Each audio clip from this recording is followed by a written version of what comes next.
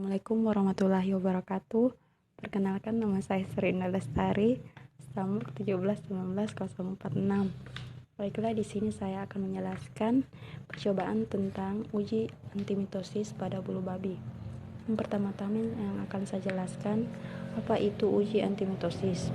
Uji antimitosis merupakan salah satu metode uji toksisitas yang banyak digunakan dalam penelusuran senyawa aktif yang bersifat toksik dari bahan alam. Selanjutnya, saya akan masuk di cara kerja tentang pengujian antimitosis. Pertama-tama yaitu menyiapkan alat dan bahan berupa sel sperma dan sel telur bulu babi, di mana bulu babi diinduksi dengan menggunakan KCl 10% untuk proses penyiapan zigot, sehingga sel sperma dan sel telur dapat keluar. Sel sperma dipipet sebanyak 50 ml per 0,05 ml dan ditambahkan dengan 3 ml air laut bebas protozoa untuk pembuatan suspensi sperma. Dari suspensi sperma diambil 1 ml dan ditambahkan dengan 4 ml sel telur, di mana hasil pencampuran tersebut ditambahkan lagi dengan air laut bebas protozoa dan didiamkan lagi selama 10 menit. Kemudian dimasukkan ke dalam lemari pendingin. Sementara pada proses pengujian antimitosisnya digunakan ekstrak kulit buah jeruk. Kemudian membuat larutan stok 1000 ppm dengan cara menimbang sebanyak 1 mg ekstrak kulit jeruk dan dilarutkan dengan 10 ml pelarut yang terdiri dari 2,5 ml kloroform dan 7,5 ml etanol.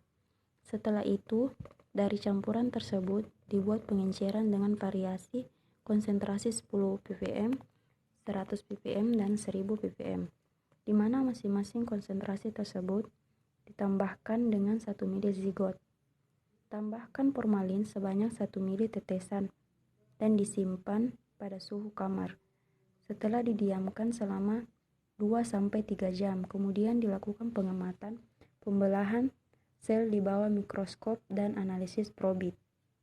Alasan penggunaan KCl 10% yaitu karena larutan ini bersifat hipotesis sehingga mampu memecahkan dinding sel dari bulu babi tersebut. Hal itulah yang mengakibatkan sel sperma dan sel telur dapat keluar. Air laut bebas protozoa digunakan karena jika di dalam air laut terdapat protozoa, maka protozoa tersebut dapat memakan sel sperma dan sel telur dari bulu babi. Pada percobaan digunakan sel sperma yang lebih sedikit dibandingkan dengan sel telur karena dalam 1 ml larutan sel sperma terdapat berjuta-juta sel sperma di dalamnya, sedangkan dalam 1 ml larutan yang berisi sel telur hanya terdapat beberapa sel telur. Hal ini dikarenakan bentuk sel telur yang lebih besar daripada sel sperma. Sel sperma harus segera disimpan dalam lemari pendingin karena waktu hidupnya yang sangat singkat. Formalin ditambahkan dengan tujuan untuk menghambat pembelahan sel dari bulu babi. Setelah diberi perlakuan dengan penambahan sampel dan setelah itu didiamkan. Hal ini dilakukan supaya tidak mengganggu dalam proses pengamatan.